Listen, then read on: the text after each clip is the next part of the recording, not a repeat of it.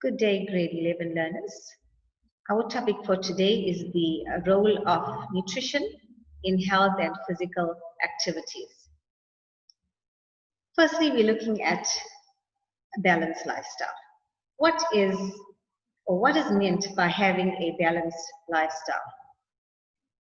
It is firstly to have a balance in your life with all these aspects. Example, to have the right amount of study, physical activity, sleep and rest, work, spirituality and recreation in your daily life to help to keep you healthy. When you are living a healthy and balanced lifestyle, it means you are now living your life to the fullest.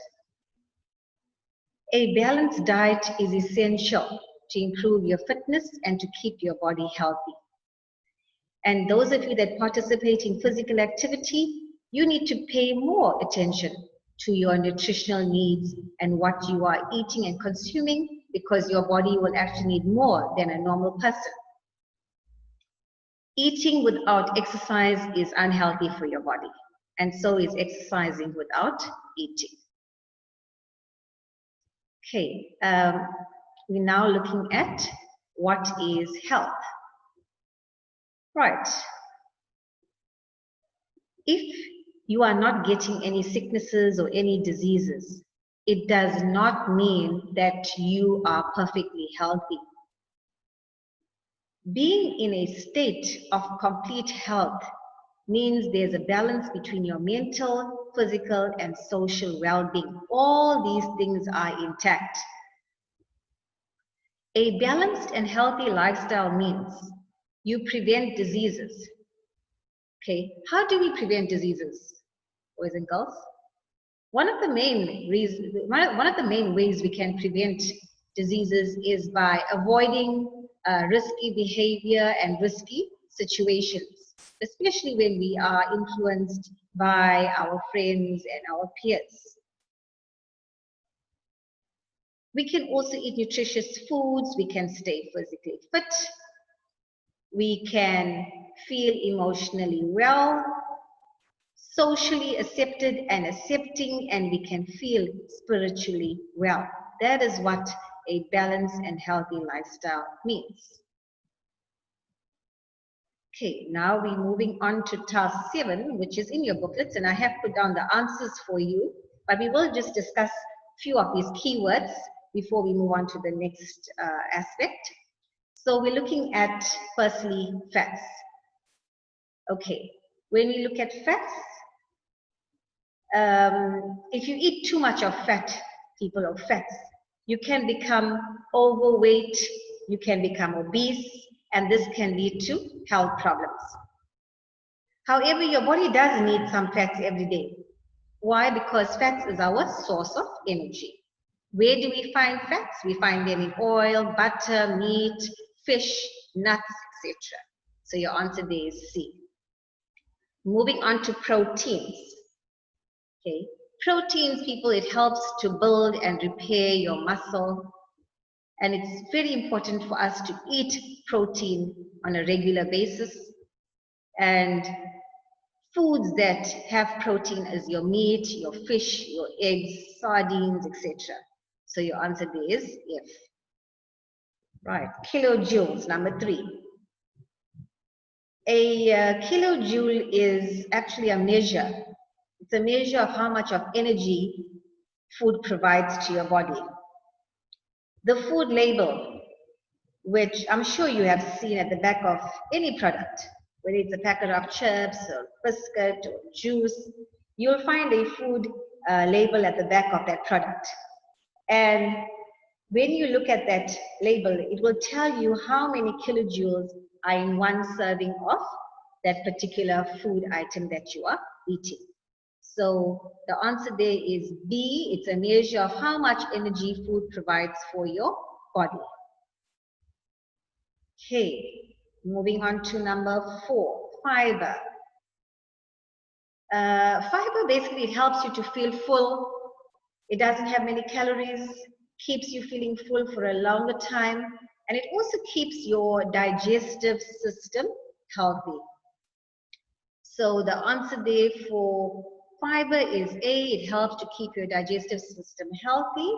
And foods like your wheat bakes, your fruits, your vegetables, whole wheat bread, these all have lots and lots of fiber in them. Okay, number 5, sugar.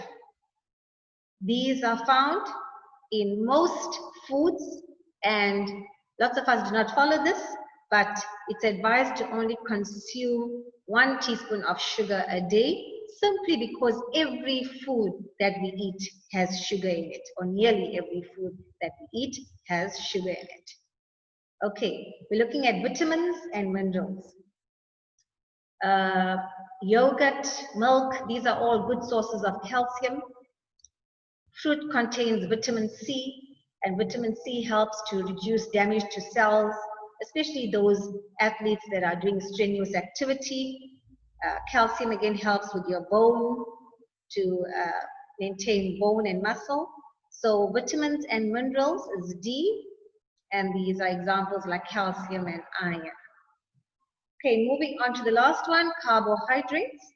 Carbohydrates, the best source of carbohydrates are fruits and vegetables and whole grain foods, like cereals, sweet potatoes, very good, whole wheat bread.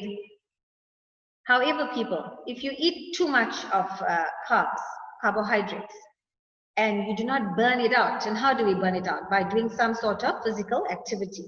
You will definitely gain weight, especially as you get older.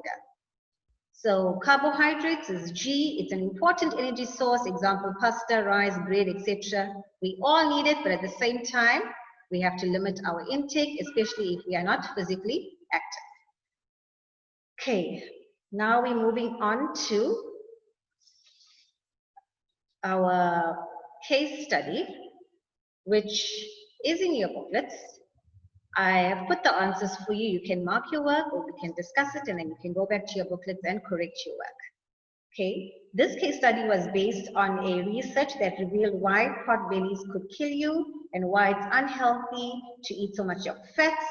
And basically, you need to watch your carb intake and your fat intake when you are planning your nutritious meals.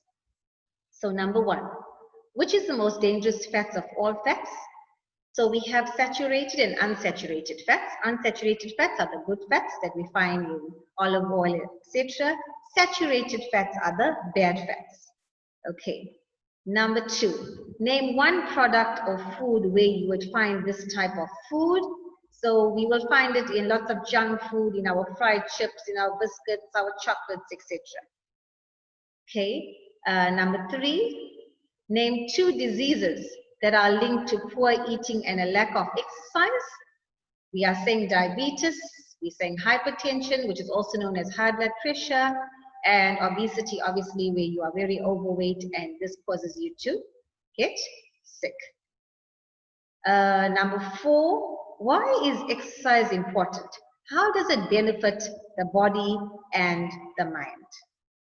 Okay, so we are saying, firstly, exercise keeps your body strong, it keeps your body healthy. That's physically. Then how it helps our mind, it helps the mind to be alert. It helps you to feel good about yourself. You develop a positive self-esteem, you gain confidence, and it helps you to cope with negative feelings and stress.